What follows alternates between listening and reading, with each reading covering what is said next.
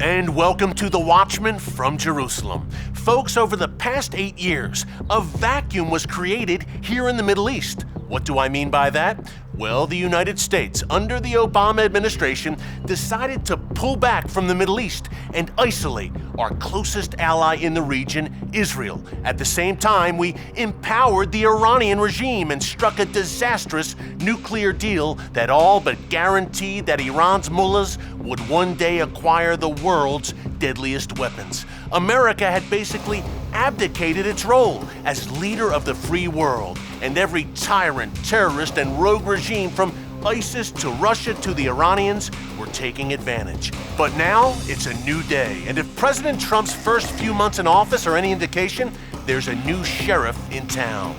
Back in April, shortly after Syrian dictator Bashar al-Assad massacred close to 100 civilians with chemical weapons, the U.S. fired 59 Tomahawk missiles into Syria, destroying military targets of the Assad regime. Message sent. America is back, and you can bet that Assad, Russia, China, Iran, and North Korea, among others, were watching those U.S. strikes in Syria very closely. Something else that's back and stronger than ever is the special relationship between the United States and our closest ally here in the Middle East, Israel. I recently sat down with Israel's Deputy Foreign Minister, Tzipi Hotovely, to discuss the U.S.-Israel relationship, the Iran threat, the 50-year Jerusalem Jubilee, and how it feels to walk in the footsteps of some of the mighty women from Israel's past. Take a look. Well, Deputy Foreign Minister, thanks so much for joining us today on The Watchman. I'm so happy to be here with you, with this beautiful view of Jerusalem. It is great, right? And great to be in Jerusalem with you, Deputy Foreign Minister. And what a time to be with you right now. The 50-year anniversary of the liberation of Jerusalem.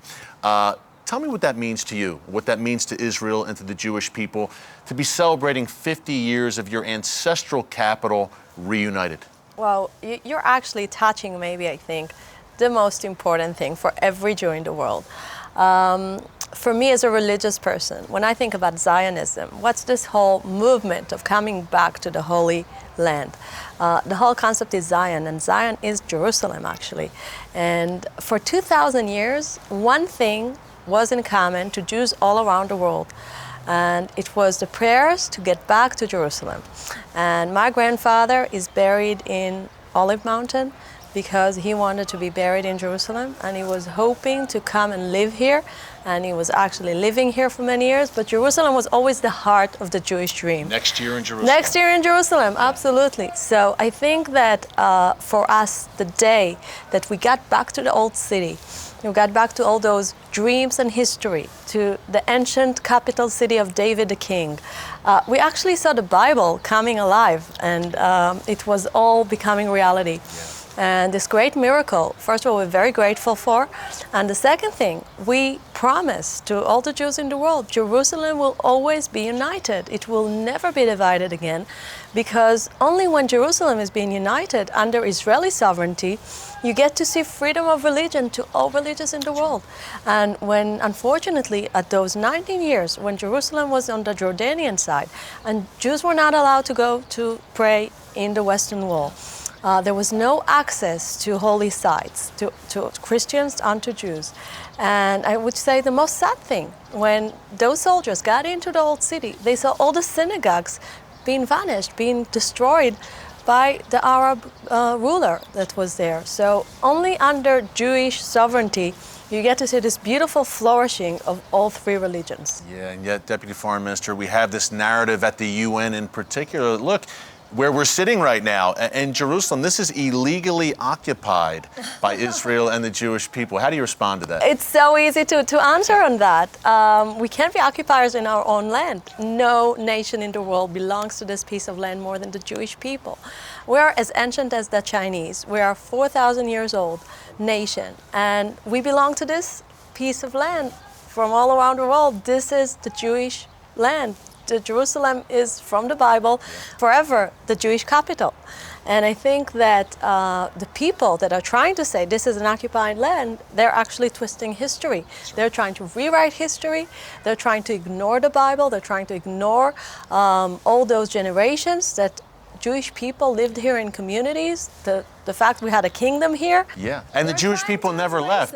Even after the dispersion, AD 70, Titus, Bar Kokhba revolt, there was always a Jewish presence in Jerusalem, even if it was small at times, always for those 2,000 years. The four holy cities, it was Tiberias, Tzefat, Jerusalem, and Hebron. We always had a Jewish continuancy there. Do you sense it's kind of a new day, maybe, for the U.S.-Israel relationship with the Trump administration? Past 8 years were rocky at times with the Obama administration, to say the least. Do you sense now that things may be on the upswing and back to normal, I guess you would say, in the U.S.-Israel relationship? Look, America-Israel relations is maybe the strongest diplomatic relations ever. I think that just in general, when you look back history, post the 6 Days War, actually it was born since we won the 6 Days War, the America-Israel diplomatic relations as a really something so strong. I think that what makes it so strong is actually the fact we have mutual values and the fact it's not just about, having your ally at the Middle East. It's really stronger than that. But thinking about the last 8 years, I think there was a misconception of the Middle East. We saw administration. I'm sure they had good intentions, but they missed the picture of this area and this region. I think it was basically a mistake of reading reality. And when you see all the Middle East basically falling apart, you see that countries that used to be countries, like Yemen, like Libya, like Syria, falling apart and becoming tribes of terrorists. They no longer exist as nation states. Exactly, they no longer exist as nation states, but worse than that, they're being captured by terror organizations. And you see ISIS and Islamic Jihad, and you see Hamas and Hezbollah, all those horrible organizations that are taking control. So you get to see that this is the focus of the fact that this place, this region is unstable. And instead of putting the focus on the country that's actually making this whole thing happen, which is Iran, which puts a lot of money in order to make sure all those terror organizations are going to be controlling in the region, you put all your energy on the piece of land that belongs to the Jewish people, belongs to the only democratic system in this region. I think it was a mistake. And I'm very happy that the president has announced that he's going to stand next to Israel and its policy when it comes to peacemaking. Because we have a record of peacemakers, and I think few of our leaders made beautiful peace agreements with both Jordan and Egypt. And we have a proven record. We're willing to go for peace, but it needs to be under circumstances that allow us to be, first of all, in our land, not to give up on our land. And the second thing, of course, is not to give up land in order to get more and more terror attacks. Which has always been a disaster for Israel when they've done that. You mentioned Iran. Talk about how Iran is a threat. I try to get this across to our viewers, not just a threat for Israel, but for America, for the world. They're marching across the region here. They're developing intercontinental ballistic missiles. Talk about how large that Iran threat is and how broad it is. First of all, when you ask the Iranian leadership, what's their first problem? They said that America is the big Satan. They say Israel is the small Satan, and the only reason we are important is because we are in friendship with America. So if you see the way Iran takes the world is divided into the Western civilization, which America is the leader of it. And this is the wrong side of history if you ask Iran. And there is those dark powers trying to get us to, radical Islam. And you get to see what Iran is sponsoring. Iran is sponsoring actually every bad and evil force in the region, makes the region unstable, make many people lose their lives and many innocent people to lose their lives. And always by this proxy. Is a threat, yes. Always by proxy, the way they do it. Right, but they also want to have a nuclear program that we're going to do everything in order to prevent that.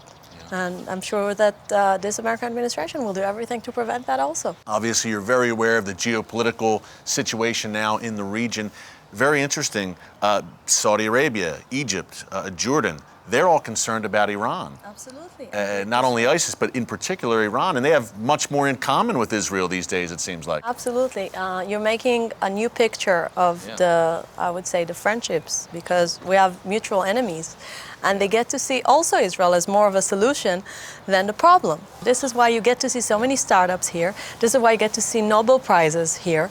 We got 12 since Israel was reestablished at 1948. Amazing. It's an amazing number. Tiny country. Yes, tiny country. And the reason is, I think, it's because people here are revolutionaries in order to make the world a better place, not just make Israel a better place. Yeah. I think of Deborah, Sarah, Rachel, Leah, the great women of Israel. How does it feel for you to be in this position as Deputy Foreign Minister, such an important position? You must be very proud and giving a great example to the young girls, the women in Israel. Talk about the importance of that for you. Oh, thank you so much for mentioning that, because I have two girls, first of all, so I want them to grow up in a world that a woman can be everything. As an Israeli woman that now is in a very important position, this is the best example to the world. Look at this region. You don't get to see women are getting all the way to the top. And in Israel, we were actually one of the first countries that had a woman prime minister. It was Golda Meir. We were the second country that had that after India. And I think it's very impressive. You get to see women here as part of the leadership. Women here are young mothers. The families here are growing, and this is great. Yes. Women here are very important in the role of establishing of this country and now in the leadership. Israel's the one place in the region with human rights, women's rights, freedom of worship.